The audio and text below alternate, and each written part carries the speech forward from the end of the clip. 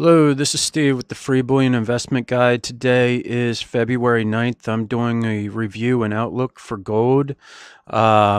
This is actually the 4-hour chart for gold. In my charts, I have shown for more than a month now a rising expanding wedge, which is a negative pattern for gold. I believe I told you this is the 4-hour chart. Just to reiterate this is the 4-hour chart. Last week in review, I had put this falling expanding wedge in my gold chart. It was confirmed last week. However, I was wrong with my outlook. I had totally expected, if I can pan out here, I'll show you. I had totally expected the price of gold to breach the 1325 resistance level and trade above it last week. However, that did not happen. Early in the week,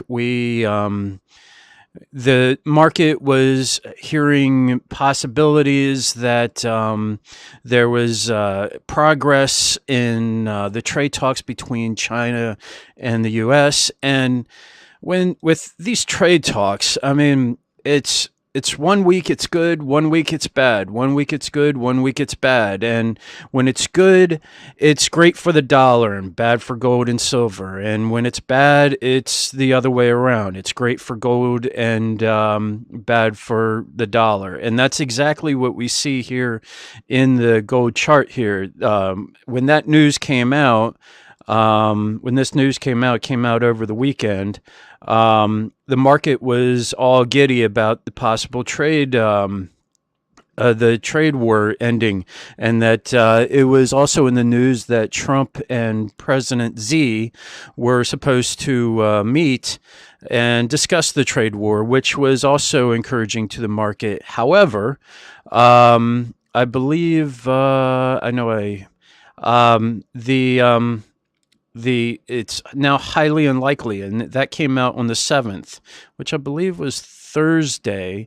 So this was Monday, Tuesday, and Wednesday's movement, and then Thursday we get a bounce up after the negative news comes out about the trade war. So next week, we have the Treasury Secretary of the United States going over to China to participate in more trade talks. So the price of gold and silver, and quite literally the dollar. Well, the dollar also, I said this in my dollar review and outlook, the Eurozone. The Eurozone is having issues. Actually, quite literally, a lot of economies around the world are having issues.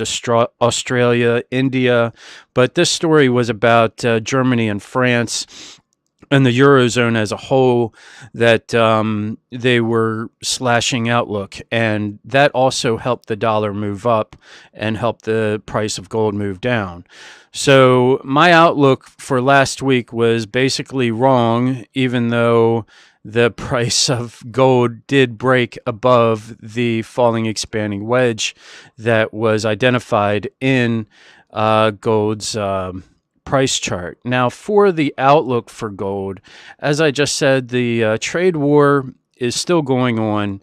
We also don't know anything about the this thing will move. We don't know anything about the what am I talking about? The shutdown. We don't know anything about where the shutdown is going. So that is an issue. And there's other, with the trade war, there's just really not a whole lot that we can bank on with gold going higher or lower, to be quite literally. I expect more sideways movement.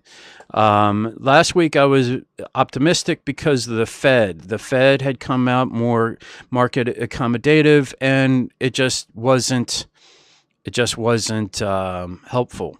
So quite literally, this is not the chart pattern that you can find so many patterns in the 4-hour charts, which is mostly why I try to stick away from them. But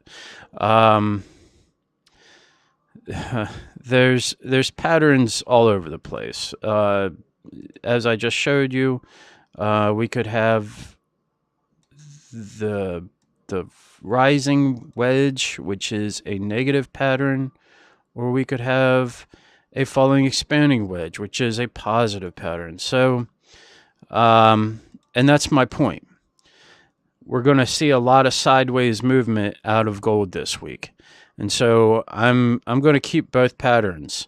I had seen the falling expanding wedge. I didn't really notice the rising wedge until just now. But the falling expanding wedge is a positive pattern, just like the one from last week. It is expected to break above it, and the falling expanding wedge is a negative pattern, and the price of gold is expected to break below it. So, and we also still have the big looming rising expanding wedge that's been in gold's price charts for over a month now. And just to remind you, this is the 4-hour chart.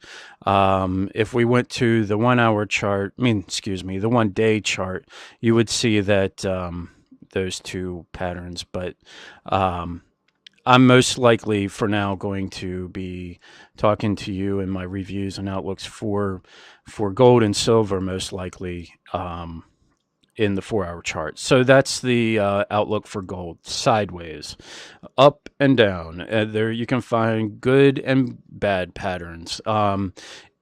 It matters what happens with these trade talks with the Treasury Secretary. We could see gold possibly break the 1325 level, but there's so many variables in the market right now that even traders really they just don't seem to know which way to tell which way the tide is coming in or going out, and that is a recipe for uncertainty, and that is a recipe for gold to move higher. So we'll see what happens, and I look forward. I thank you for your time. I look forward to talking to you again next week. Take care and God bless.